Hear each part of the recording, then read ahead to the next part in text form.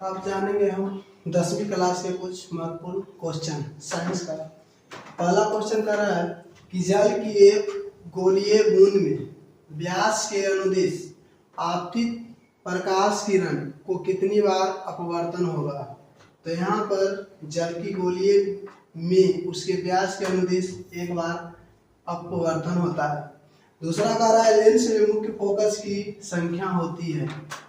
तो लेंस में जो फोकस की संख्या होती है वो 2 होती है। कह रहा है समतल दर्पण द्वारा बना प्रतिबिंब होता है। समतल दर्पण में काल्पनिक प्रतिबिंब बनता है।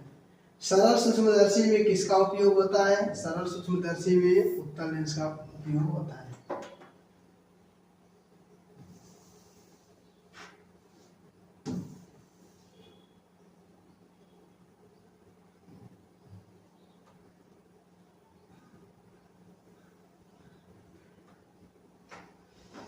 कह रहा है अवतल दर्पण में अवर्धित काल्पनिक प्रतिबिंब बनाने के लिए वस्तु को कहाँ रखा जाना चाहिए।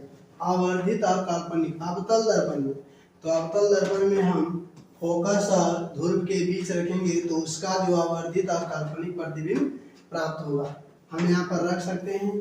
इस प्रकार हम इसको बनाएंगे और यहाँ रखेंगे।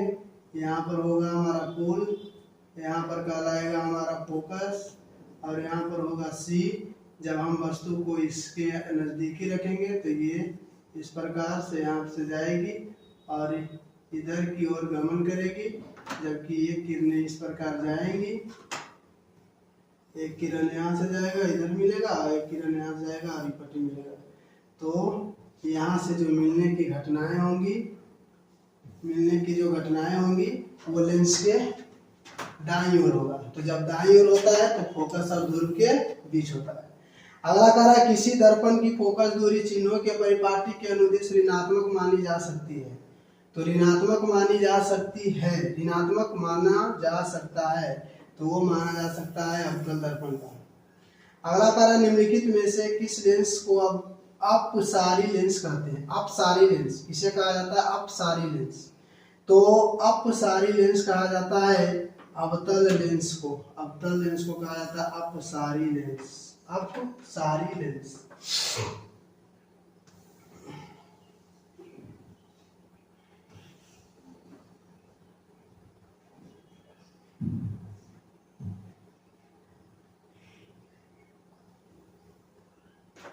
कहा जा रहा है एक अभिसारी किरण पुंज समतल दर्पण पर आपतित होती है। परावर्तित किरण पुंज होगा, तो अभिसारी है तो अभिसारी होगा समतल पर। किसी समतल दर्पण द्वारा आवर्धन होता है। समतल दर्पण द्वारा आवर्धन होता है। क्या आवर्धन होता है, तो प्लस होता है। निम्नलिखित में से किस दर्पण द्वारा किसी वस्तु का आभासी प्रतिबिंब मिल सकता है। कह रहा है निम्नलिखित में किस दर्पण द्वारा वस्तु का आभासी प्रतिबिंब मिल सकता है। तो आभासी तो उत्तल में भी बनता है, समतल में भी बनता है, अवतल में भी बनता है। तो हमारा आंसर यहाँ से होगा इनमें से सभी।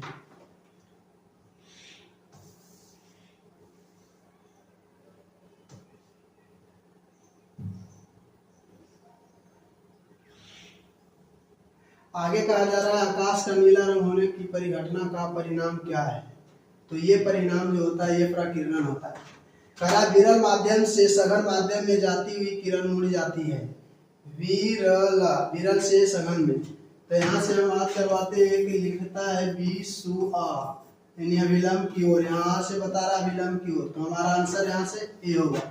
आगे कह रहा है निम्नलिखित में से किस लेंस की फोकस दूरी धनात्मक होती है। किस लेंस की फोकस दूरी धनात्मक होती है, तो आंसर होगा उत्तल लेंस। कह रहा है चिन्हों की निर्देशांक परिपाटी में धनात्मक फोकस दूरी होती है। चिन्हों की निर्देशांक परिपाटी में धनात्मक फोकस दूरी क्या होती है, तो यहाँ पर धनात्मक फोकस दूरी जो होता है हमेशा के लिए उत्तल यानी उत्तल दर्पण के लिए ही होता है।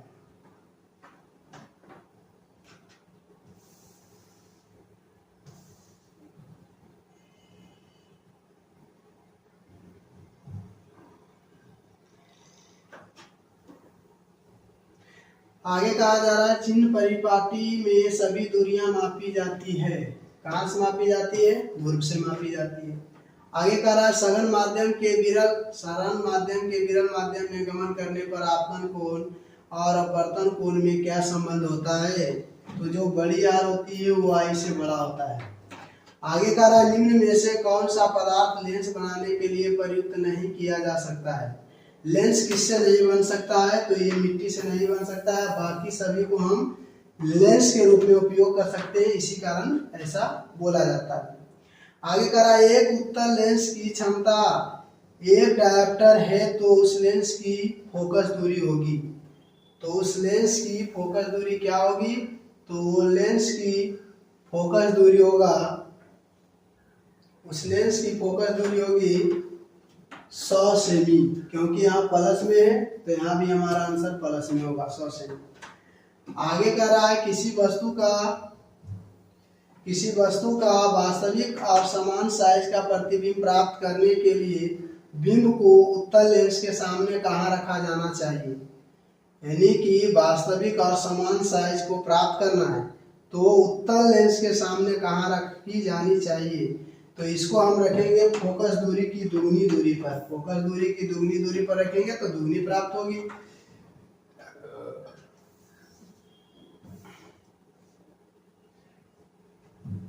आगे कह रहा है किसी गोलीय दर्पण तथा किसी पतले गोलीय लेंस दोनों की फोकस दूरी -15 हो तो दर्पण और लेंस संभवतः हो सकते हैं। तो दोनों माइनस का माइनस है तो दोनों जो होगा वो अवतल ही होगा। आगे कह रहा है प्रकाश के अपवर्तन के कितने नियम हैं? तो 2 नियम हैं। आगे कह रहा है प्रकाश के परावर्तन के कितने नियम हैं? तो इसके भी 2 नियम हैं। आगे कह रहा है सरल सूक्ष्मदर्शी में किसका उपयोग होता है? सरल सूक्ष्मदर्शी में किसका उपयोग होता है?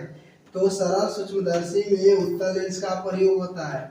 आगे कह रहा है किसी माध्यम के अपवर्तनांक का मान कितना होता है? तो होता है sin i बटे sin r, sin i बटे sin r।